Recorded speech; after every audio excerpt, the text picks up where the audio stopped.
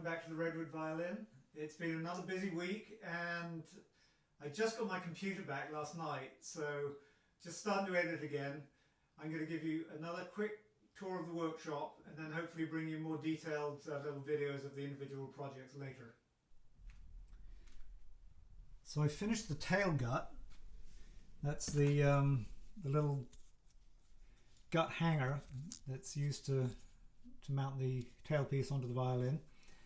This is a traditional one I've been trying to copy.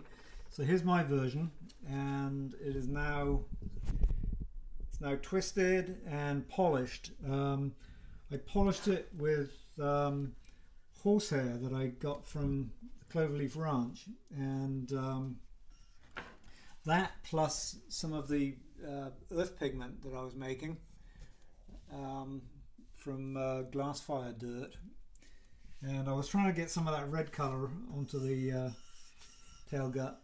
It didn't really take, but it's there in spirit. So that's actually ready to go on when the tailpiece is ready.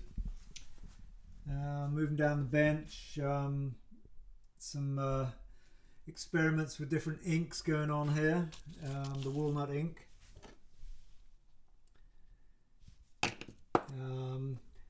We'll see more about that later. So this is my acorn cook for tannin. I haven't actually been cooking it, but that hasn't deterred chemical and biological processes going on in there. There's actually some pretty interesting looking stuff in there. Can't actually remember what I was going to use that for, but it's kind of interesting. Next down the line, I've got some walnut oil here, and it's in a jar now. I'm washing it, trying to get rid of stuff that's not good for the drying properties of the oil. So it's in water. There's the oil on top. It's not a huge amount considering how long it took me to crack all the shells, but it's enough for my purposes, so I'm happy with that. Coming on down here, here's the pine sap, and I started cooking that, doing tests for figuring out how to make a good varnish out of it. Here's a couple of pans. This one has some of the sap cooked down into a resin, and this is a lighter coloured one, and this pan cooked a bit more, and it's come out quite dark, so that's interesting. So now I'm working on proportions of oil and pine sap to make a good varnish. Retouch table, there's kind of nothing specific going on there. So yeah, woodwork wise, what I got done myself was not a lot, but I've got the fittings made. So the fingerboard is now glued onto the neck, and that is ready to go, almost ready to go into the body when the body is ready. I've got the chin rest shaped and the tailpiece shaped, and these are both lovely things. I've learned a lot just by here's a tailpiece commercially made. I more or less copied it, but I just made the lines nicer, and when you sit down and look at these things, they've got really beautiful lines. Anyway, more about that later. And we might have some exciting news about an addition to this item here. And moving on to the next bench. So the back is back from the marquetry studio, and this is the design that we came up with. So it's a tiger salamander, endangered species in Sonoma County, lives out in the laguna in vernal pools, and he's sitting on some valley oak leaves, and the valley oaks are so iconic of Northern California. So I watched Mark and Greg do this, and even having watched it, I don't know how they managed to get all these sort of shading effects and color and stuff in there. I mean, it's just amazing. Really happy with this.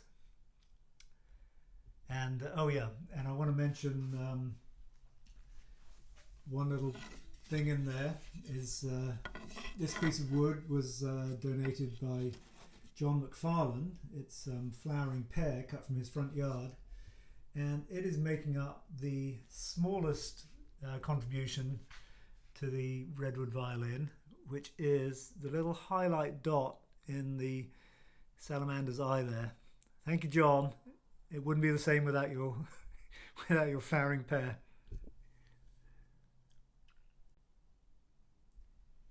And today I just took delivery of another piece of work by a couple of local craftspeople, and this is the label that will go inside the violin. So this has been beautifully hand lettered by Sherry Loveler, local calligrapher, and of course the paper is homemade as well by papermaker Jane Ingram Allen. Oh, of course the ink, that was made by me out of black walnut hulls from my backyard. Anyway, I think that's going to be just a really nice finish to the inside of the violin, and now that I have that, I can close the box, as we say, put the ribs and top onto it, and I'll be ready to gosh, we may even get to putting the neck in the next week. And finally, check this out. We made the Sunday paper with a really nice 3-page spread by Diane Peterson with photographs from John Burgess. And Diane is a violinist as well as a journalist, so she really got into this project and has gone into a lot of detail, which is great. And then John is a inveterate do-it-yourselfer like me, so we've been having fun talking about various projects we've gotten up to in the past. And while he was here, I actually turned the camera on him, so you can see our little interview about what it's like being a photojournalist in Sonoma County. So for those of you who are not lucky enough to live in this county, I will post a link online, pressdemocrat.com, where you can see the article. And that's it for the week. Thanks for watching. See you next